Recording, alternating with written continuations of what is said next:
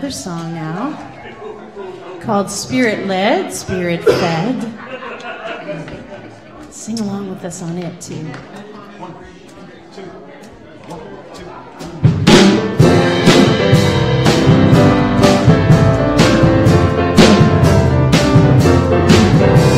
am Spirit Led, Spirit Fed, everywhere and always I am Spirit Led. I am Spirit Led, Spirit Fed, everywhere and always I am Spirit Led. I am Spirit Led, Spirit Fed, everywhere and always I am Spirit Led. I am Spirit Led, Spirit Fed, everywhere and always I am Spirit Led.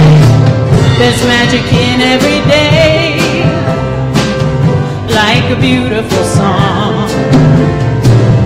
As I'm choosing my way, there's a voice inside to guide me along. I am Spirit Led, Spirit Fed, everywhere and always I am Spirit Led. I am Spirit Led, Spirit Fed, everywhere and always I am Spirit Led.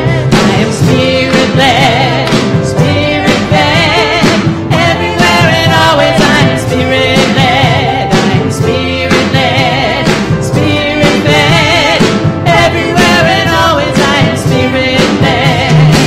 There's magic in every day, like a beautiful song.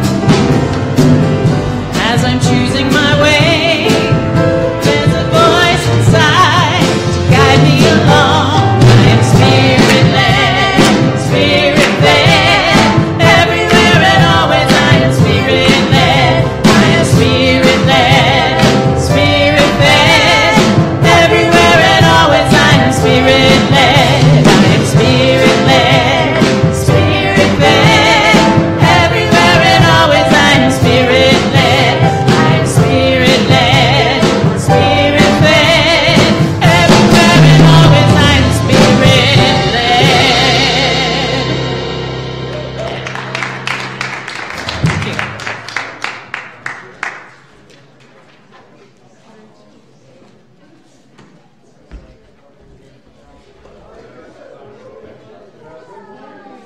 Good morning. Welcome to everyone here as well as those joining us online to Unity Spiritual Center, where we are about transforming lives and inspiring people to make a positive difference in the world. My name is Amber McKenzie, and I am your platform assistant this morning. Woo! Thank you. My one fan. If you could please, two fans, thank you. Please take a moment now and silence your cell phones. That would be very helpful. And we want to begin our time together by sharing our opening affirmation. I will say it once and then ask you to repeat it with me. There is only one presence and one power active in my life and in the universe, God the Good. Together, there is only one presence and one power active in my life and in the universe, God the Good. This is Unity's foundation principle: one presence, one power, one life, living through and as each one of us. This morning we will hear from Dr. Gary Simmons, who will be sharing the Sunday message, and Dr. Jane Simmons will be leading us in the meditation. We are being blessed musically this morning by Julie Cruteau and Friends. Julie, which is awesome. Julie will introduce the band before we stand and sing our community song. Yeah, cool. Good morning. My friend over here is Leanne Erlin Moore on the piano. She's awesome. And this is my lovely husband. You may know Steve Cruteau on the drums. And my good friend over there, Pamela Van Kirk on bass. So please stand and join us in singing I'm Choosing Heaven Today. 1, 2, 3, 4, 1, 2.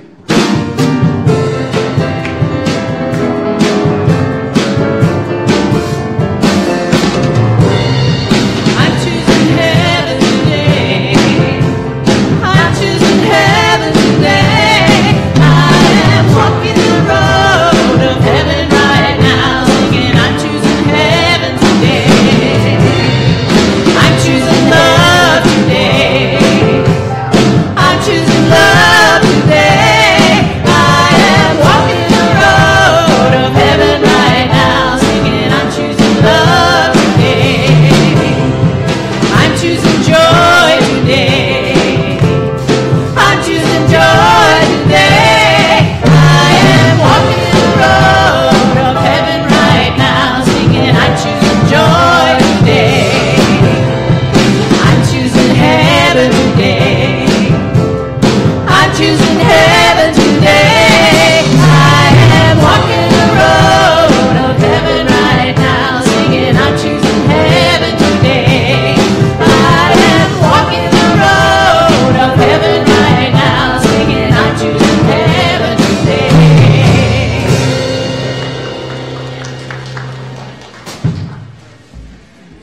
Good morning.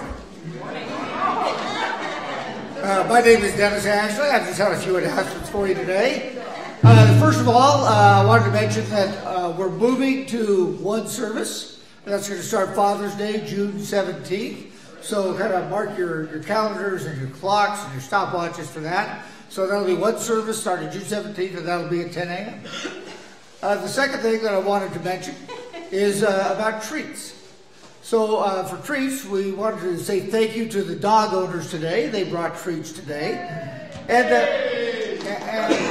so when you check the treats, because they're dog owners, they could be dog treats. So you should be careful. Also, I made a mistake last week, and I said that the cat owners were on the docket to bring treats next week. I was wrong. I forgot that it's actually Shirley Dykes and Candy Brand and Kimberly Frechette who are bringing treats next week, and so the cat owners will be in 2 weeks. And then after that, at some point, we're going to have anybody who's owned something other than a dog or a cat. And then, just to get serious for a moment, we're having our Interfaith Pride and service coming up, and it's really a kind of a special time, I guess. And what I mean by that is that hate crimes are on the rise. And when you think about hate crimes, they're really for one purpose: to say that you are not free to be who you want to be. And you choosing to be who you are makes me so angry that what I'm going to do is express a hate crime against you. Well, this is one response to that. So there's an interfaith service that takes place on Tuesday, June 5th. And at that interfaith service, that'll be at 104 West 3rd. It starts at 7 p.m. And there'll be clergy from all over the inland Northwest, from the Buddhist monastery up in Newport, Coeur d'Alene, here in Spokane. I've got the honor of speaking on behalf of Unity at that one for 3 minutes. So that'll be on Tuesday, June 5th. Then on Saturday, June 9th, we have the Pride Parade. And I would just love it if we had a tremendous response to that. The motto, the slogan this time is now more than ever. And I think it doesn't matter what your gender preference is. Yeah, that makes sense to say that we want to stand up for the right of anybody to be exactly who they are.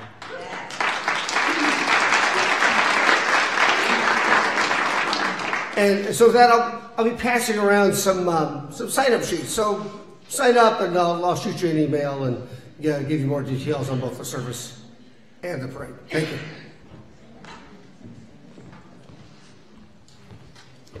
So this is a center update with Dr. Gary, an opportunity for me to share a bit about what happens behind the scenes, primarily with the organization, things that aren't necessarily apparent during our community announcements. So last week we mentioned that because summertime is coming and the fluctuations of attendance, it affects the fluctuations of the giving patterns within our ministries. And all churches, literally all churches, have a challenge during the summertime because of everybody's somewhere else. And so to help us out, to be able to manage our summers without dipping into reserves or our line of credit, if you'll make your contribution, what you'd normally give if you were here, automatic, then that ensures that we receive your support even when you're away. And so the Tithely app puts everything in your control. You just type text give to the number, and you'll set you up. So anyway, consider that. I'm going to ask Serena to come up here because we want to share the exciting news of how we have done with our Sacred Rebel. And I want you to also mention anybody that you'd like to help congratulate as a part of your team, the people that you couldn't have done what you did without certain people. So don't hesitate to spread the praise, okay? $10,000. Yeah.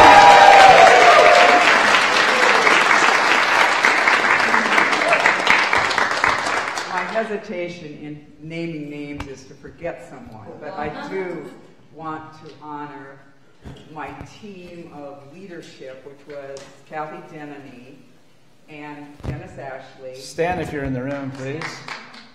Dennis helped a lot. I had, Jim Sledge showed up all the time, even though he didn't sign up. God bless him.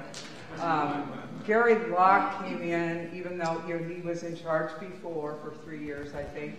And he just wove in and out and did things that I didn't even know about, because when I was in charge of this event a long time ago, we did it differently. And so he had mastered a lot of organizational pieces to it. And he just showed up and did things, and I'd come the next day and it would be just different, So God bless him. Doug Gladwick came in and did a whole bunch. Elizabeth Herron has been in charge of clothing for forever, since I began the event 20 years ago. God bless her, just her silent, gentle wisdom on what to do. Sally Anderson and D. Riggs took over the dress shop and did a great job. Shirley Dykes, for the first time, took over my boutique and did a fabulous job.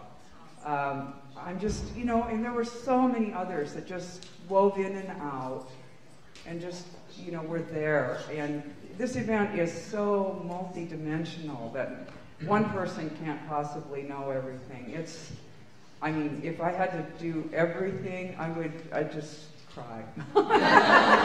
It's just impossible. So I just have deep gratitude for all the hands that came through. Jim and Sally Sledge's spirit group he had let me know that last week that their spirit group was going to take care of heading up cleanup. And they did a masterful job. Awesome. So they're just gratitude forever. Thank you. Thank you. Well done. So Dennis tells me there are over 76 participants in making that event successful. So out of a congregation of 276 people, that's great ownership. Awesome. So finally, I just want to invite Tim to come up, and we're going to have a moment of honoring our fallen soldiers.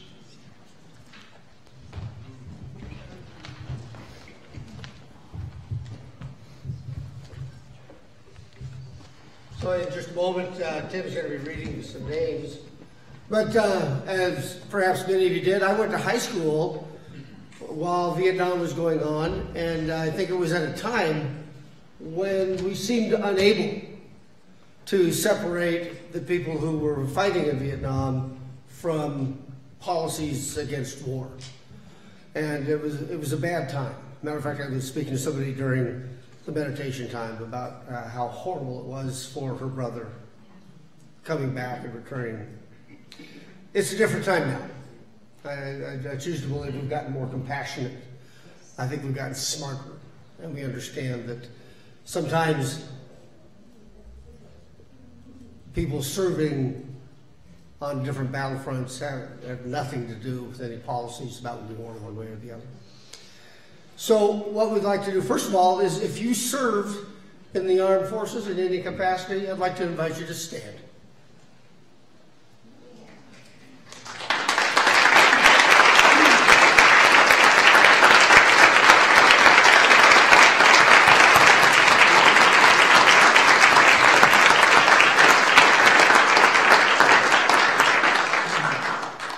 Thank you for your service. Tim?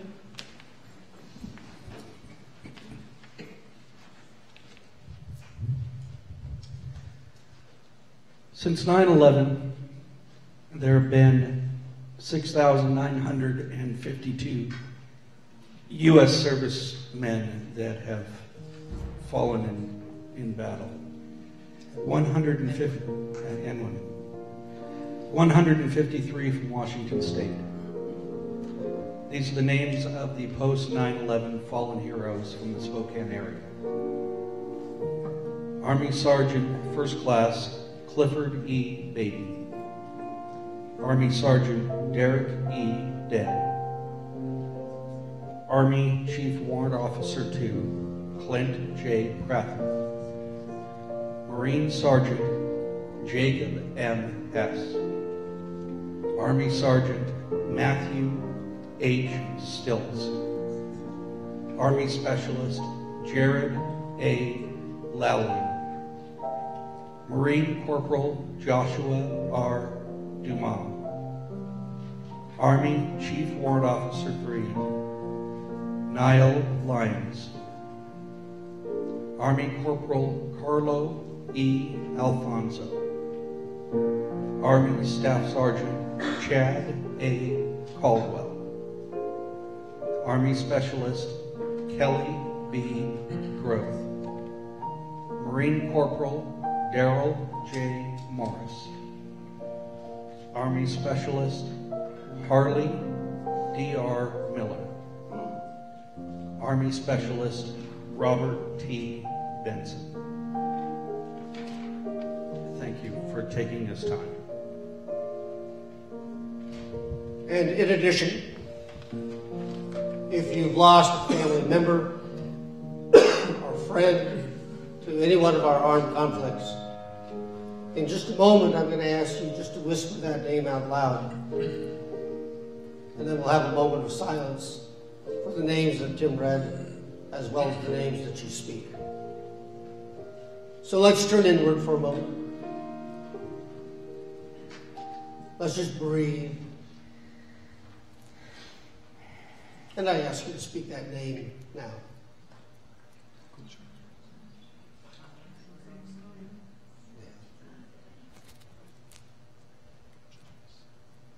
And now let's have a moment of silence.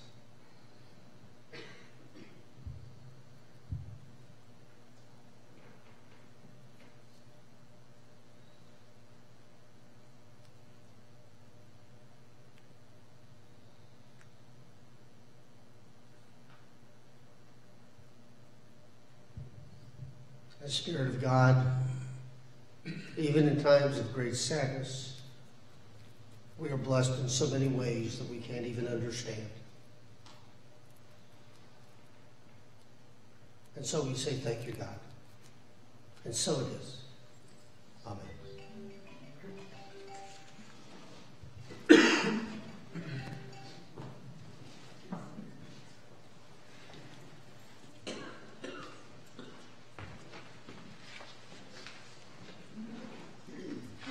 Let's prepare for a moment of meditation.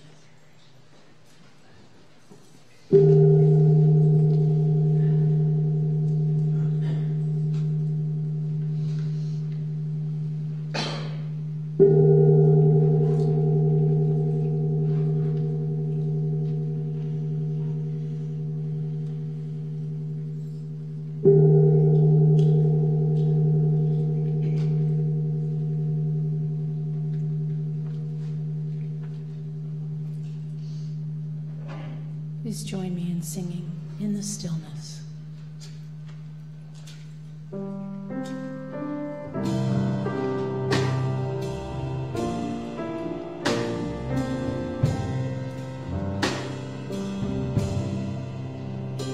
In the stillness of this moment, there is peace, there is peace.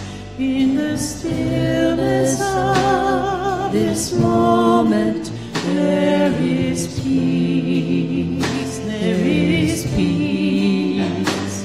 And I rest and trust and breathe and know that in the stillness of this moment there is peace. In the stillness of this moment there is love, there is love. In the stillness of this moment there is love, there is love. And I rest and trust and breathe and know that in the stillness of this moment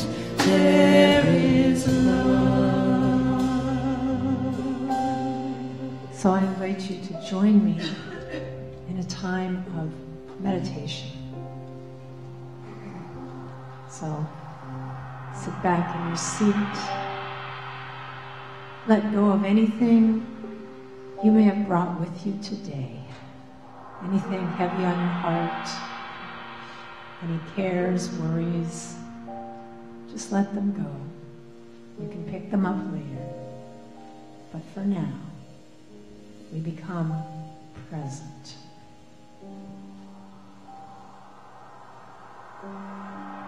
And as we do, we follow our breath in and out. Don't try to control it, just observe. And with each breath, relax a little more into the seat. Feel your back against the chair. Feel your feet on the floor. Sink your awareness deep, deep within. And let your breath anchor you in this now moment. For it is only in the now moment that we can experience the presence of God.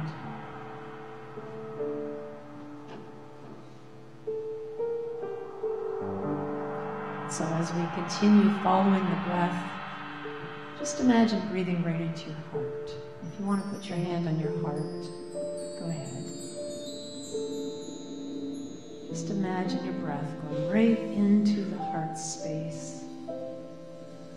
And as you do, bring into your mind's eye someone or something that you deeply appreciate. And allow that feeling to be activated.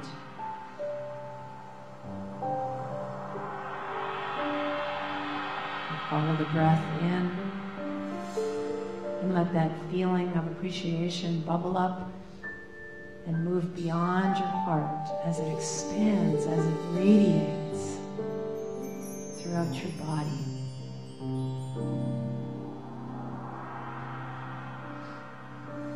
Just imagine every cell alive, on fire, with this high vibration of appreciation. And again, we breathe into the heart.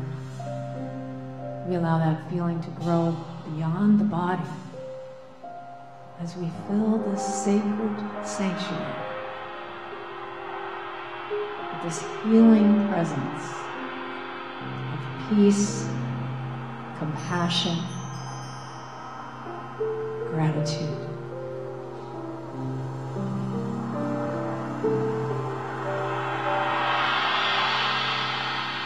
And so we call on the one presence, the one power that indwells each of our hearts to come forth. We feel the presence.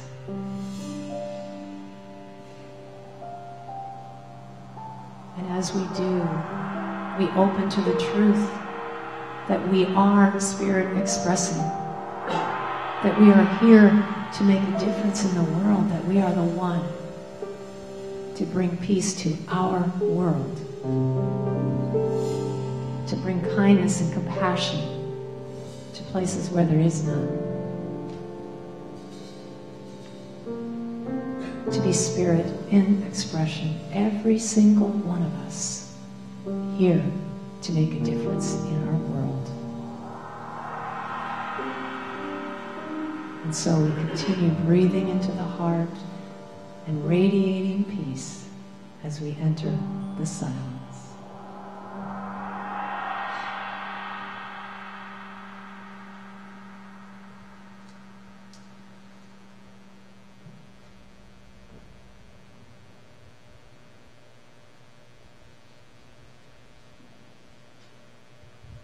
God is our source. And we remain in this place of gratitude for the opportunity to be Spirit in action on this day. in the name and after the nature of the living, holy presence of God. We say, Amen.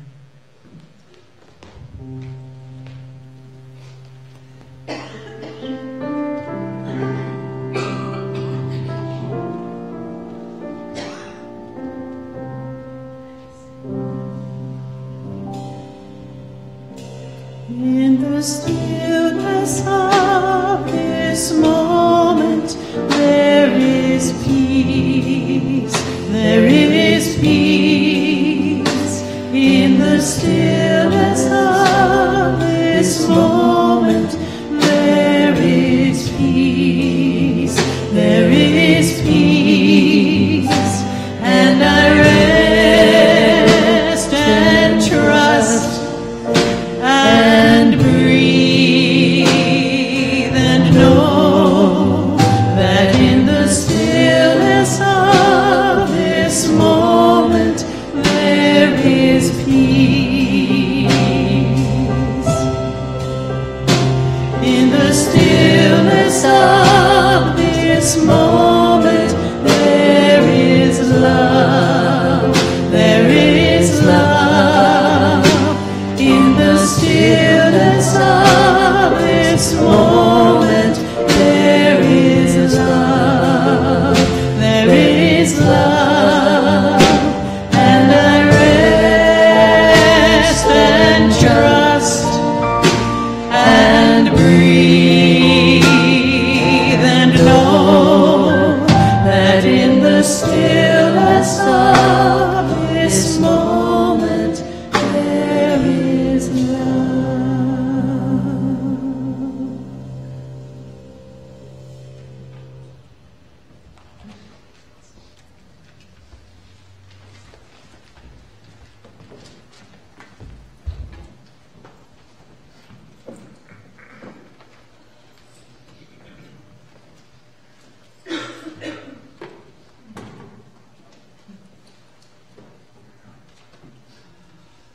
We'll just knock it on the floor.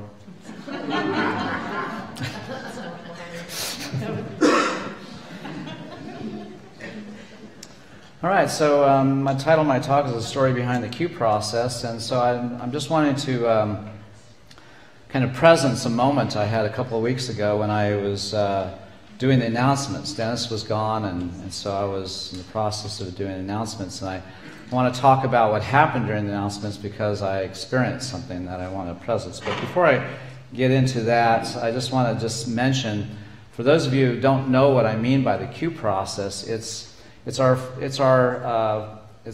shadow work program that we have here at Unity Spiritual Center.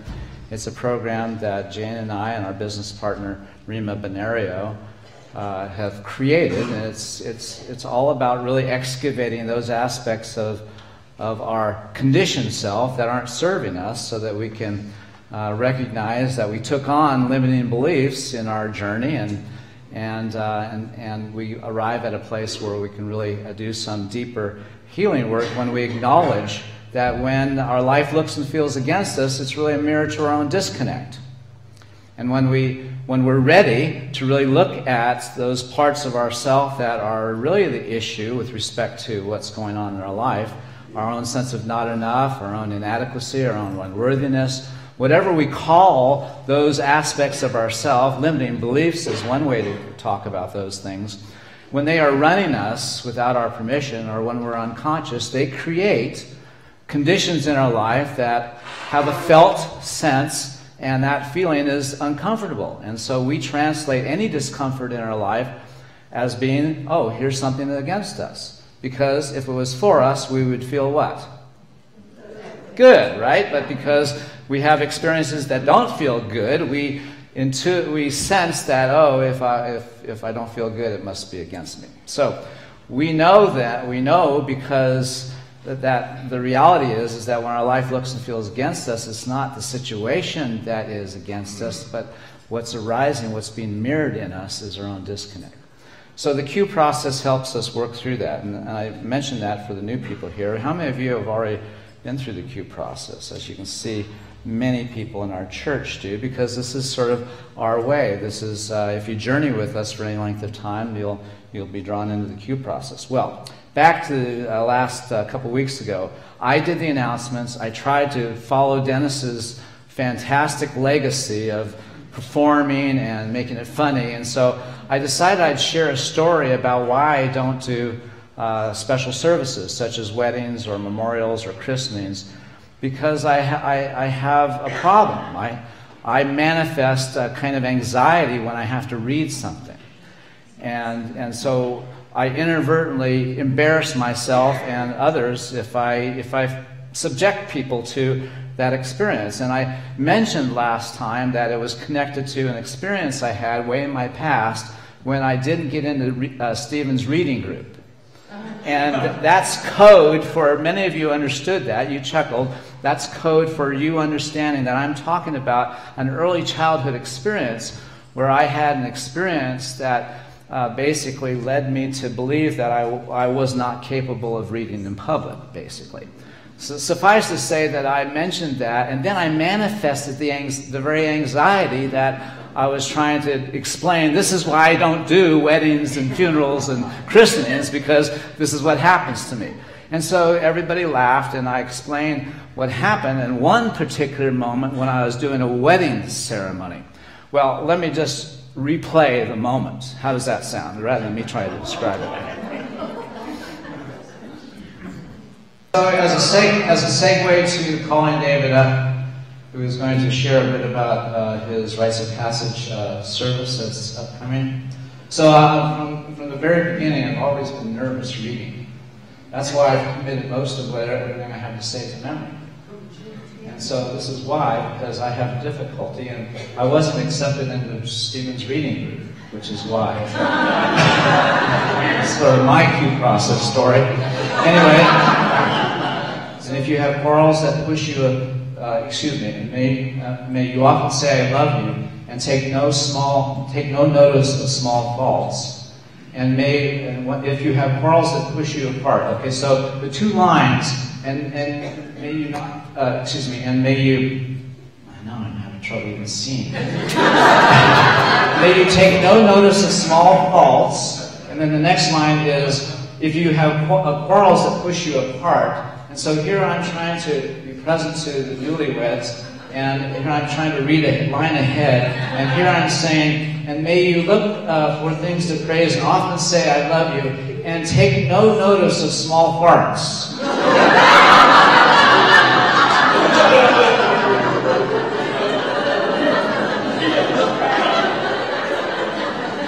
and so the groom looks at me.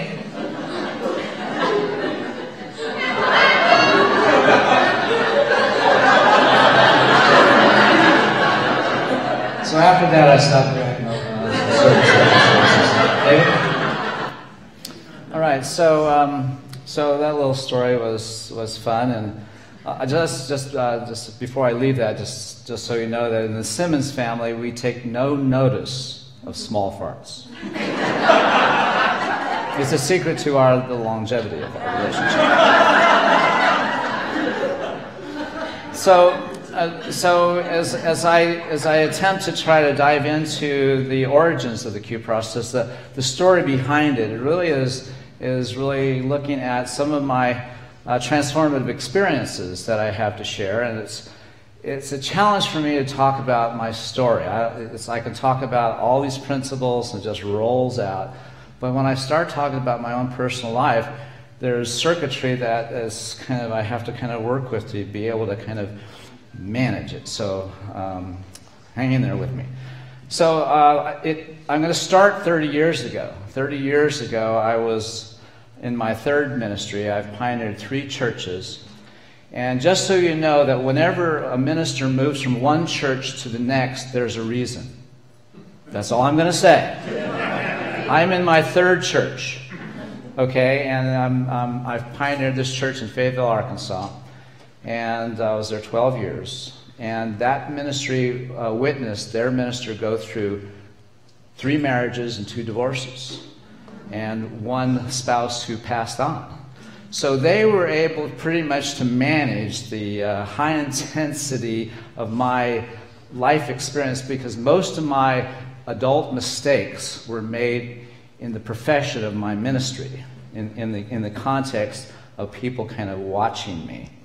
And so I've sort of grown up in this awareness that in part my embarrassing moments are teaching moments for my community. And so it's like I'm taking one for the team, so to speak. So I'm 68 years old, and I can now talk about my past experience and all the mistakes I've made and not feel embarrassed at all right now.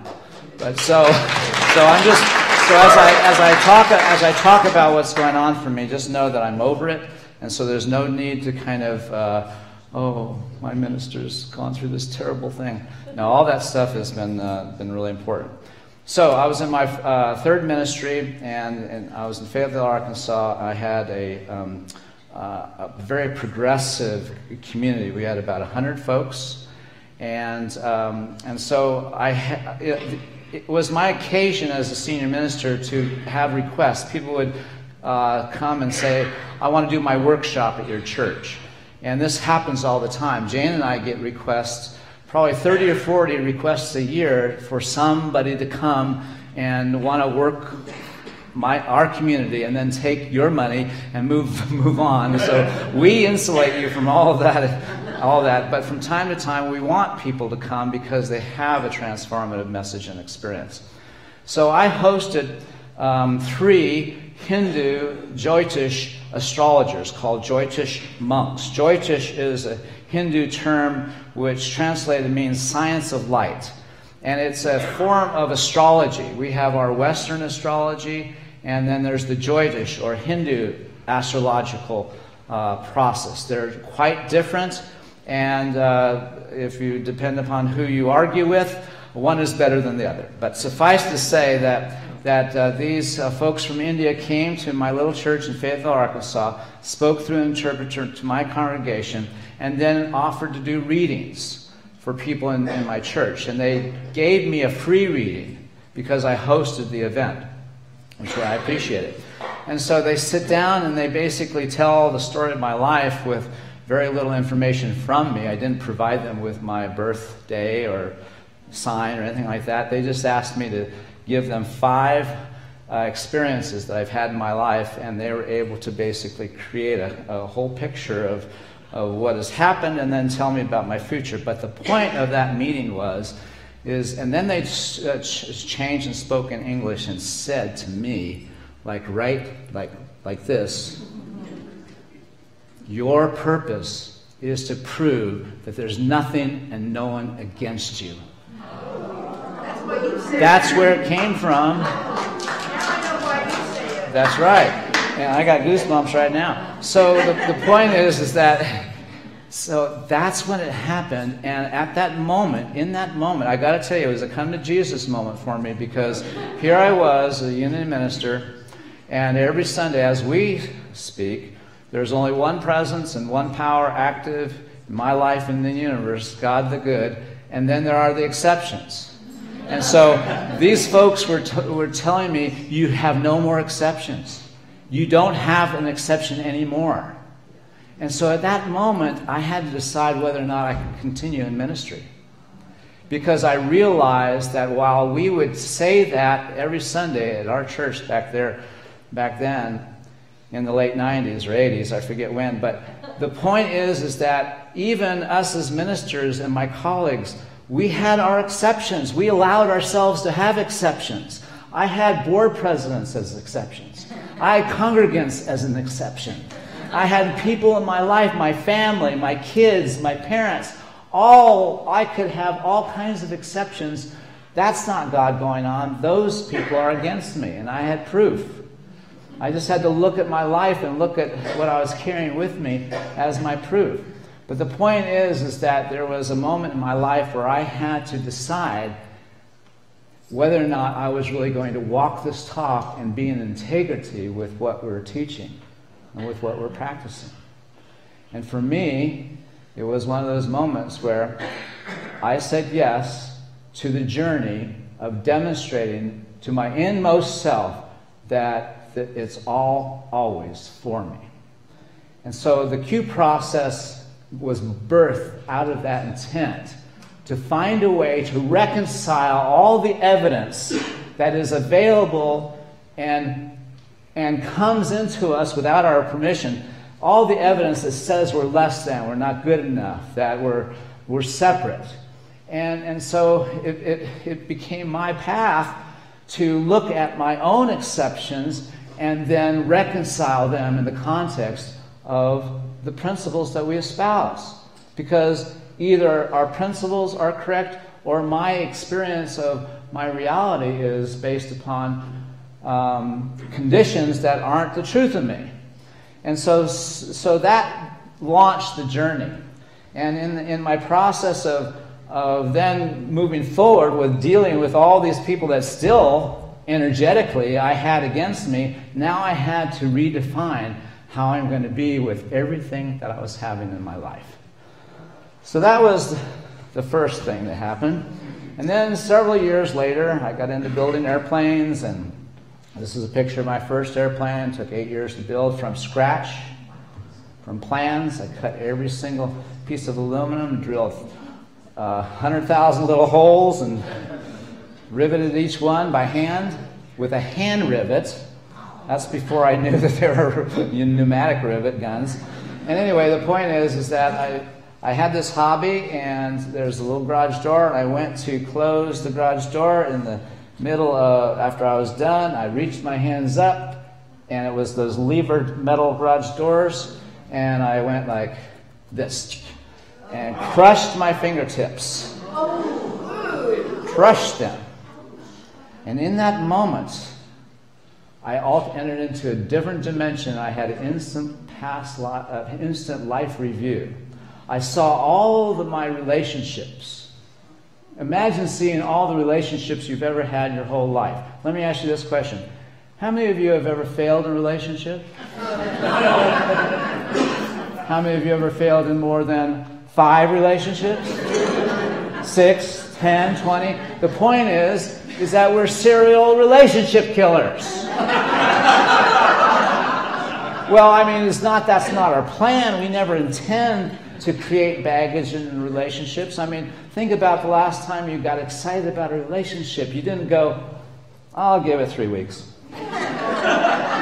No, you go all in on a relationship, and then your assumption is that it's all going to work out, but then life happens and it doesn't. So I experienced a bearing witness of all the ways in which, had I been connected to who and what I've come here to be, really known my worth, I could have been in an ending. I'm not saying that all relationships are meant to last forever, but the point is that when we end a relationship, we take on baggage. The point I'm trying to make is that I saw, had I been connected to the truth of who I am, I could have been in that ending and not taken on baggage. And my co-conspirator could have also had the experience of not taking on the hurt that came from me. And so I created a process called day-by-day reconciliation. I was attending at Burlington College in Vermont, my undergraduate degree in transpersonal psychology. I was studying near-death experiences, and as you may recall, when someone has a near-death experience, they often have a past life review. And if given the gift of coming back, their life is often transformed. They come back with a renewed purpose, with no fear of death, but yet they come back changed and know that they're here to make a difference. And so I imagined for myself, what if I created this experience of knowing that tomorrow isn't promised to me, it's a gift unto me. And so if I'm given the gift of tomorrow, what would I commit to doing to reconcile with what I have created that has separated from me or somebody else from the dimension of oneself that is pure love and understanding and forgiveness? And so I decided that I would mimic what would happen every night if I was to have a near-death experience, but yet promised if I was given the gift of tomorrow, what would I do to make amends, to restore the balance, to take some authentic action that would bring me into a kind of completion or reconciliation with all these people who came to me in this momentary vision of having my fingers crushed. And I got to tell you, I created this day-by-day reconciliation process over 21 days that began another level of transformation for me. Not only did I see that I myself is the party that's responsible for having my life against me, but I also saw the power of what happens when you take authentic action to resolve or to restore something that has been long-standing and needing attention. You know what I'm talking about, right? We all have those aspects of ourselves that are waiting for our presence, waiting for our attention. And so I decided that I had to just do this, and that gave birth to the 21-day. What happened to your fingers? Were they?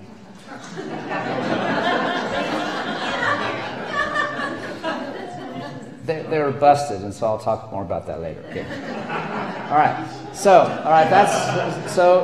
if you recall, for those of you who are familiar with the Q process, there's 21 days in that one as well. So the day-by-day reconciliation process that I created for myself then became embedded in what you experienced as the Q process, phase 1 and phase 2, the Q process. So that gives you a sense of where authentic action and taking ownership of what one has created, that now one has to own, even the crap that one has created. You have to own it all in order to get back your power. Because in owning it all, it's not like you say, okay, this is how it is, but this is what you're going to make of it. You're going to make it for you. And you're going to make it bless you and not release it until that's your experience. So the next thing I wanted to share goes to another experience I had. So as I mentioned before, my previous wife, Nan, had died of brain cancer. And that's why I chose a different route for my cancer, based upon my experience with her and that ordeal and being her caregiver, and knowing that I would never subject my caregiver to the same experience. So I'm going to share now what happened after she passed, and that is I ate something that I was allergic to, and I went in anaphylactic shock. And I was at a place where I could not receive any medical attention, and so I was having my own near-death experience in that moment, and welcoming it, because my life partner passed. And so in the throes of my own bereavement, I was wanting to follow her. I was craving to be released from the discomfort of my own bereavement and loss. But her voice said, no, you have work to do. And then a different voice, a voice that is as clear and as profound as the sound of my voice is right now, that says, Gary, you are the one to bring peace on earth. I've shared this story, and my reaction is, as I mentioned, what's up with that? It's like, wait a minute, not signing up for this. It's fine for me not recovering from this suffocating death thing, but to be the one. And so I discovered within myself, even in that experience, as I recall, I was also not only a minister of the church, but I was director of peacemaking services for the entire Unity movement. And here I was pushing away the voice that I'm the one. And you see, this is our universal challenge, is that there is the voice. Each one of us, the voice is beckoning us. You are the one. You are the one. And if we push away the voice based upon our evidence, based upon our story, based upon all the things that are in our way, then we push away the very mechanism that life is trying to bring forth that serves a greater good. And so here I was in this experience of trying to reconcile this voice that I heard, and so I just decided to test it. Okay, I'm the one. What's next? There's no owner's manual. There's no, you don't know how to be the one. And at the same time, you're never the one all by yourself. Really. But you have to be willing to be able to own it all first before you get the next piece. And so I was in that moment. Once again, guts for brains. That's how I am as a test pilot. That's how I am in my own spiritual journey. Guts for brains. So I said, okay, I'm the one. I don't know what's next. I just know that that's the next step for me. I'm the one. Okay, well, the next day, ding, I get a phone call. And the guy identifies himself as the executive director of the Omni Center for Peace, Justice, and Ecology. And he's calling me, asking me, because I'm the director of peacemaking services for the Unity Movement, what is Unity's stand with respect to the impending war on Iraq? So in other words, we're just about ready to go to war in Iraq after 9/11. And so they're wanting me to tell them and therefore convey to their principals what our position is. And I said on the phone, these words came out of my mouth: Unity takes no stands, has no position regarding the impending war. And I hung up the phone and I got sick to my stomach. I felt a sense of loss for what could become a kind of sense of what our place is in this world, and that is, if we who have, this is a story I'm making up about it, the most profound transformative teaching on the planet, if we're not participating in the conversations as to whether or not we're still going to use war as a means of protecting ourselves from what looks and feels against us, what hope is there? And if we can't, as a unity community, be a force for peace in this world, what hope is there? And so as I placed myself in that awareness, I looked around. You know, it's like nowadays you're wondering, well, who's going to call it out? Who's going to name the elephant in the room? And so I contacted the leadership of the Unity Movement and said to them, where's our voice? Are we just going to let this country go to war without participating in the conversation? And so you know what happens when you're the one who complains. So they said, okay, well, give us something to start with. I didn't know what our position should be. I just knew that there was something out of integrity with a movement such as ours not taking a stand. And this is before it was fashionable. And so I just said, okay, I'll give it a stab. And I sent off a couple of statements, and they replied back. And they said they loved them both. They adopted one. And actually, Claire Austin, who is the senior minister of this ministry, a couple of ministers ago, David McClure, and then Claire Austin was here for 12 years. She was the board chair at the time. And so it's interesting how things come full circle. And so, the position statement that Unity adopted is a statement that we recite every Sunday. Unity stands for peace in the presence of conflict, for love in the presence of hatred, for forgiveness in the presence of injury. Unity honors many names for God, the many paths to God, the many ways of worshiping God, for we know that there's only one power and one presence that is God, and that God loves us all equally.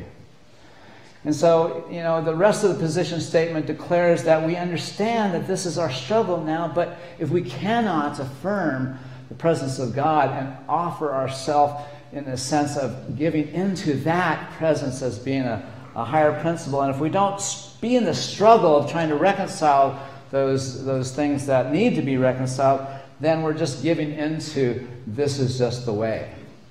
And so as that event happened in my life, it taught me that we can't be complacent if we want to transform this world. If you're called to be a part of the transformation of this planet, you can't sit by and just watch it happen. You have to engage it. And so part of the Q process has an engagement piece that really means is that you have to restore the balance. And you start learning how to do that with the paper cuts in your life, not the big things. And then when you get to the big things, then it really matters that you understand what the work is. So, but I want to kind of trace this back before I leave this story and just basically say that every child that's born into this world knows that they're the one. Every child, all those kids that come up here after services, they know that they're the one already. We have to beat it out of them. Literally, we have to kind of extract that notion out of their heads. Because to think that you're the one means that you don't have to always live by the rules. To think that you're the one means that you can come up with stuff that no one's ever thought about. And be able to do things that nobody else can do. There's a consequence to our not fostering this intentionality that is seeking to live through the youth of our human family. And so as we see these young people being the one unto their own life, let us also know that they're in danger of us conditioning them to think of themselves as less than that. So, we have work to do, and let's get back to Stephen's reading group because we gotta be done with this story. So, as I mentioned, back when I was 6 or 7 years old, I'm coming back to school after my first. I loved school. I loved everything about it, and most of what I loved about it were my friends. And then to find out that I didn't get into my best friend's reading group, it impacted me. And you got to know that little Gary was quite an emotional kid. I would cry at a drop of a hat. And if you've ever heard this from a parent, you probably you probably had a similar experience. Have you ever heard, "I'll give you something to cry about"? Oh yeah. So the point is that all of us grow up in conditions and circumstances where our parents aren't Mary and Joseph. They don't know that they've been given the Christ child. Really? And they don't know that when we're dropped on the ground and we hit our head, that we kind of are different because of that. And so who knows what happens when a child is said, "You can't go into this group because you're slow. You can't go in this group because you can't keep up." And so a little child takes on a belief about themselves. They don't understand the conditions or circumstances. And so I can sort of pinpoint that moment when little Gary took on this belief that he wasn't good enough.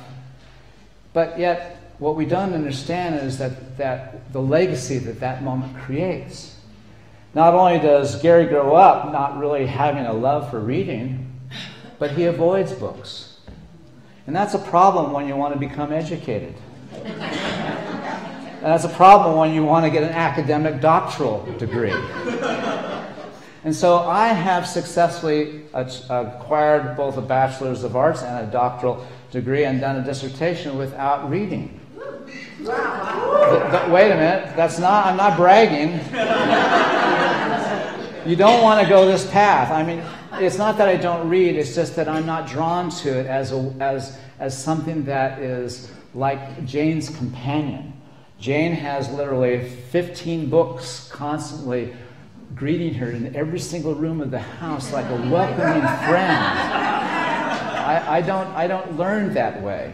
But I have compensated. As I've mentioned, I compensate not reading in public because I can memorize things easily. And so I can quote scripture. I don't have to use notes. I've had to compensate for this. It's not a choice that I wanted to make. And I've been able to see how that simple belief and the inability to really enjoy reading has affected all aspects of my adult life. Because here's the thing, and I can close with this. And that is that when I was 19 years old, I was in between going to college, San Jose State, and working for the phone company.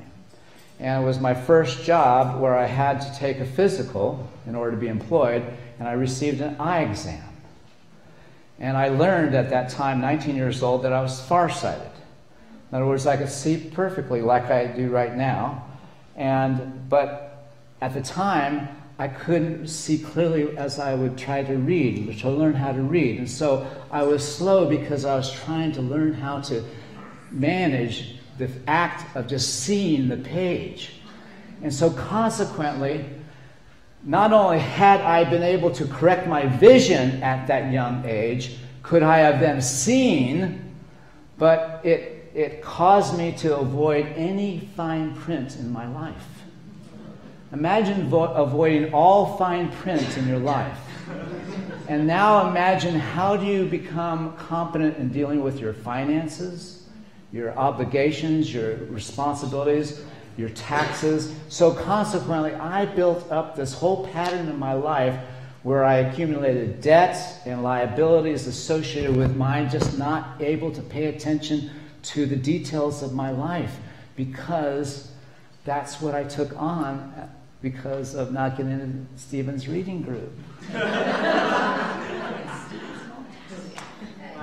And so the whole point of the Q process is we have to flip it. How can I flip that story so that little Gary can be reparented, so little Gary is no longer active in my own unconscious mind, creating circumstances where I'm going to avoid details, or I'm going to skim over the facts of my life. And so I have made up a different story about this. You want to hear it? Yeah. Well, Stephen didn't get in my reading group. God bless you.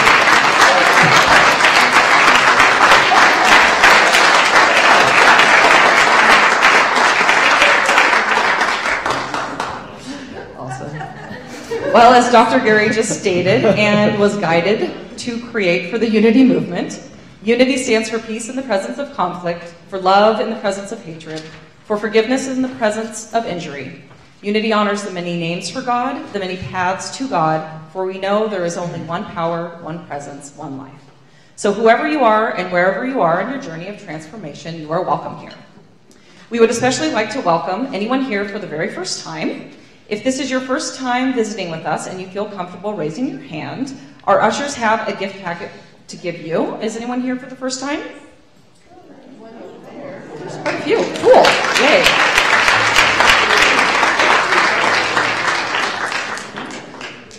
So our ushers will be handing out packets to you. On the outside of the packet, there is a form you can fill out to be added to our mailing list, for our weekly e-news update, and for our quarterly newsletter. And then if you are interested, please fill it in and drop it in the love offering bag as it comes around, instead of feeling obligated to give a donation. Also, after the service, you can take the packet to our barista stand and get a free beverage of your choice. And then you can also take it to our bookstore and get a CD of today's awesome Sunday talk. We are very glad that you are here, so welcome. Thank you. So now it is time to welcome and greet each other with a handshake, a hug, a high five, a wave, a namaste, whatever you're comfortable with. And we will begin with our welcome song. Yeah, please stand and we will sing Growing Love.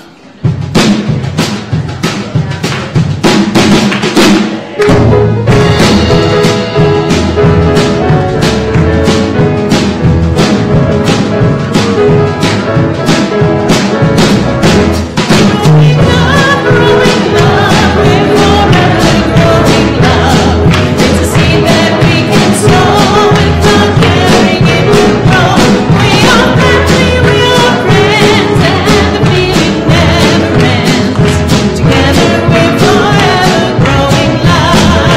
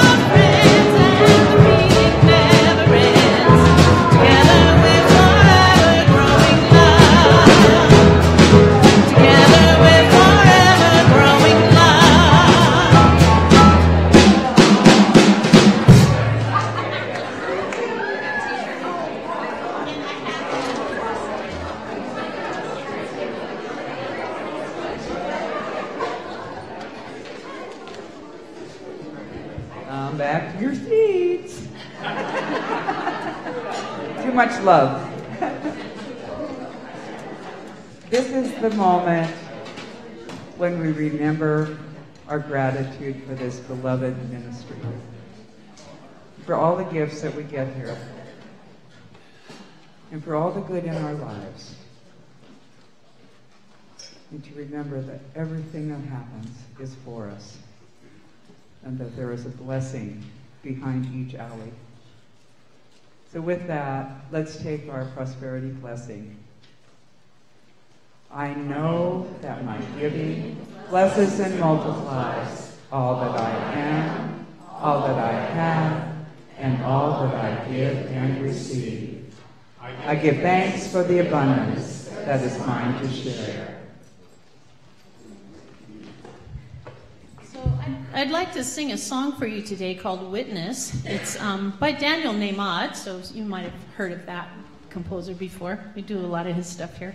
Anyway, it's been circling around in my head for a couple of months, and I'm wondering why. And it's a great message, great song, but it's not one of those big bombastic songs that I love to do. So anyway, Tawny called me a couple weeks ago and asked me if I would sing today, and I said, yeah, okay, well, maybe I'll just do this song. Well, as it turns out, God is really good, and it fits really perfectly with Gary's topic today. So please, if you know it, sing along with me.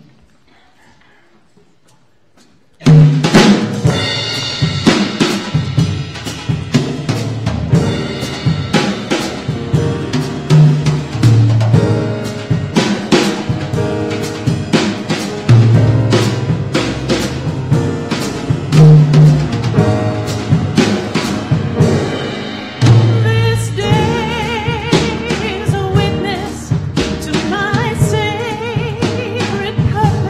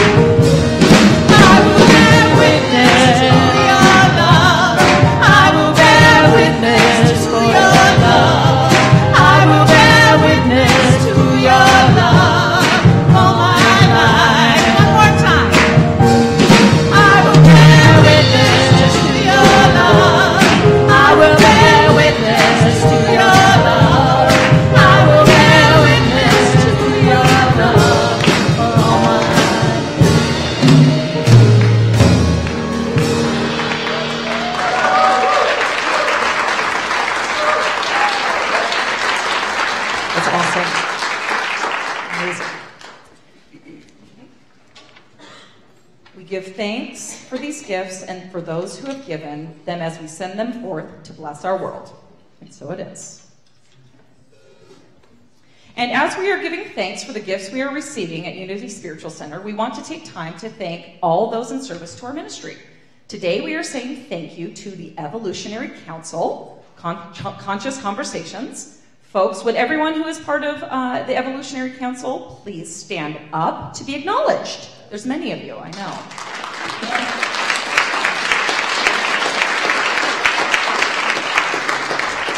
Thank you. We are so grateful for your service. I'm on the team too. And our chaplains for today are myself and Kathy. There's Kathy. And who holds the space? I held the space. How good did you do? It was so good that he wanted to nudge me and topple me over. Yeah, so I held the space, which a chaplain will be doing every service from now on. And so today, if you have anything that is heavy on your heart or that you would like to celebrate, you can pray with one of us, and we will hold it with you right after the service in prayer. Thank you for your service today, Amber and Kathy. Okay, another option would be for you to fill out a prayer request form, which is found in the seat in front of you. And then you can put that in the prayer box in the foyer. And then what happens is our prayer team will pray for it for 7 days, and then the prayers will be sent on to Silent Unity to be prayed over for 30 days. And if you or someone you know is in the hospital and has requested a visit from one of our chaplains, please fill out the visitation form, which is also in that pocket in front of you. And you can place that in the prayer box in the foyer as well. Okay, so now it's time to welcome our children. Or welcome someone.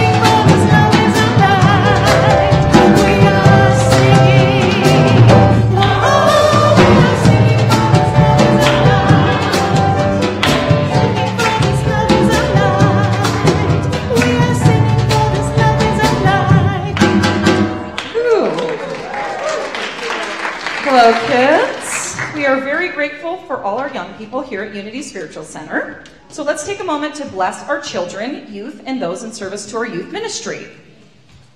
Be the love you are, sing the song you hear, share your joy of life with people far and near. And now for ourselves. Be the love we are, sing the song we hear, share your joy of life with people far and near. Okay, so you guys, and with mom. Yeah. Go back to your parents. Post your cake lip. You guys just sit in front.